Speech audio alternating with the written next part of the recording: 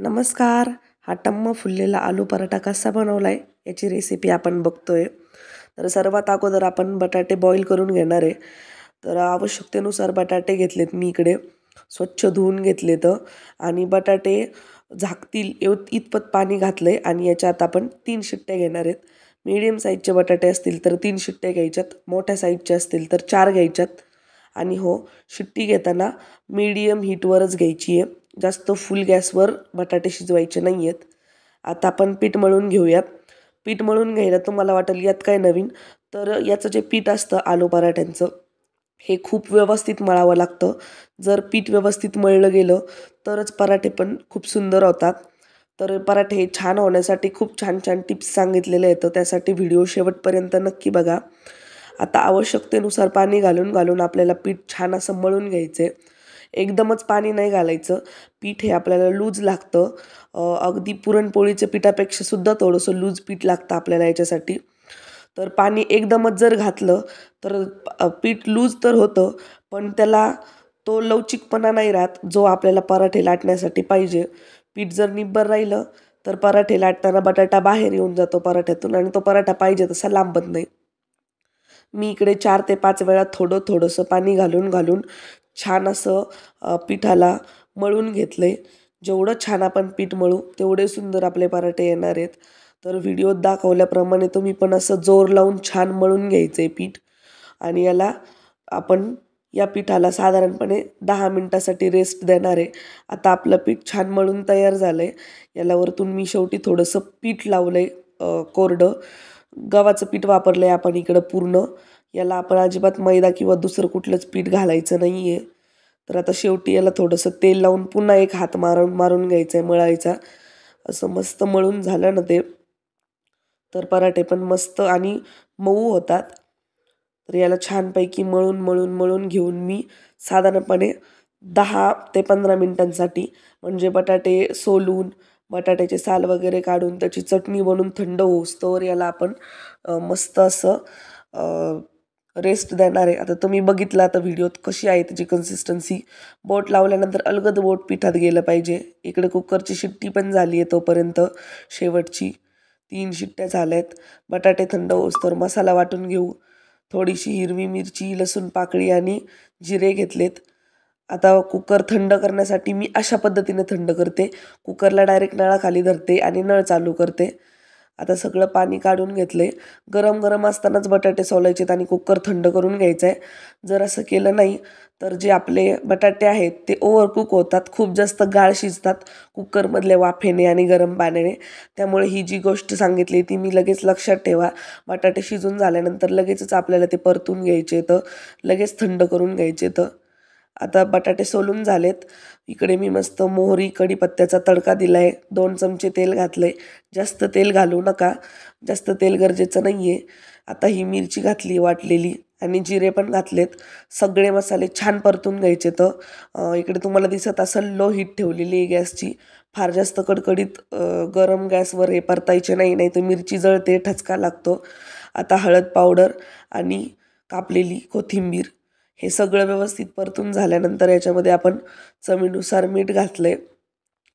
लगेचच याच्यामध्ये आपल्याला उकडलेला बटाटा घालायचा आहे. बटाटा किसून वापरू नका, ही तुमच्यासाठी रिक्वेस्ट आहे. जर तुम्ही काही व्हिडिओ वगैरे बघितले असतील तर त्याच्यात बटाटा वगैरे किसलेला घालतात, तर असं करू नका. उकडलेला बटाटा किसल्यानंतर तो खूप जास्त चिकट होतो आणि मग त्याला आपल्याला पाहिजे तशी कन्सिस्टन्सी येत नाही बटाट्याच्या आतल्या सारणाला. तर आता थोडेसे मसाले त्याला उलटण्याने मस्त मिक्स करून घेतल्यानंतर त्याला मॅशरने मॅश करायचं आहे. इतपत मॅश करायचं आहे की एकही बटाट्याचा तुकडा नाही दिसला पाहिजे आणि शक्यतो मॅशरनेच मॅश करा. अशी कन्सिस्टन्सी आली पाहिजे.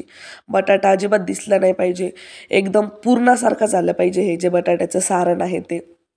आणि आता याला आपण 10 मिनटं थंड करून घेणार आहे आणि त्यानंतर आपण लगेचच याचे पराठे लाटून घेणार आहेत. बटाट्याला खूप जास्त शिजवायचा नाही आहे आपल्याला, फक्त परतून घ्यायचा आहे आणि परतूनच घ्या. कच्च्या बटाट्याला मसाले लावू नका, त्याला अजिबात छान अशी चव येत नाही. आता इकडे आपण लगेचच एक पराठा लाटून घेऊ. तर इकडे बघा तुम्ही कन्सिस्टन्सी पिठाची किती सुंदर मऊ पीठ झालं आहे. असंच मऊ पीठ लागतं. तरच आपले पराठे सुंदर होतात.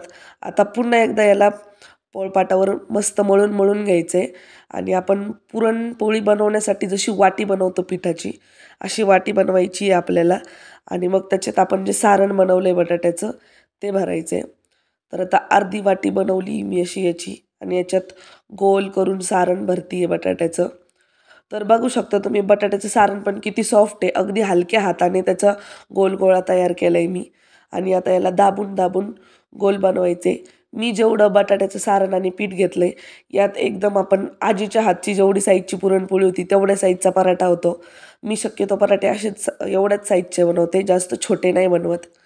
आता वरचं पीठ एक्स्ट्राचं काढून घ्यायचं आहे आणि ते पण गोल गोल करून काढायचं आहे आणि मग आपण हा पराठा छान पिठात डीप करून घ्यायचा आहे.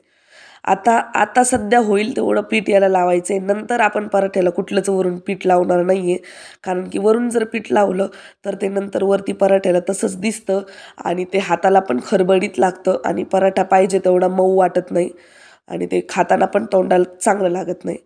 तर आता अगदी पुरणपोळी जशी लाटतो तशा पद्धतीनं हा पराठा आपल्याला लाटायचा आहे. एकदम हलक्या हाताने आणि खूप जीव लावून प्रेमाने. तर जर पीठ व्यवस्थित झालं तर तुम्ही पराठा कसाही हँडल करू शकता. तर तुम्ही बघा मी त्याला किती वेळा उलटून पलटून सगळीकडून लाटून घेतलं आहे तरीही पराठा फाटलेला नाही आहे, कारण की पीठ जे आहे आपलं ते एकदम छान मऊ झालेलं आहे. त्याला तो चिकटपणा आहे जो आपल्याला पराठा लाटण्यासाठी लागतो तो. आणि आता तवा मीडियम हीटवर गरम करून घेतला आहे आणि पराठा आपण भाजून घेऊ.